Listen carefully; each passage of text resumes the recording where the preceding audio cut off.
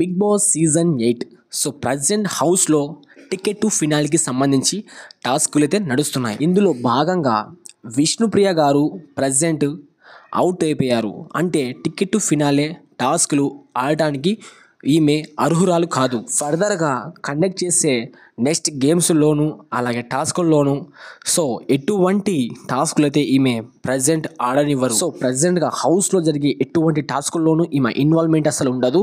అదేవిధంగా ఎందుకంటే ఒకరు టాస్కుల్లో విన్ అయ్యి కంటెండర్గా సెలెక్ట్ అయిపోయి డైరెక్ట్గా రేస్ టు ఫినాల్కి అయితే వెళ్తుంటారు.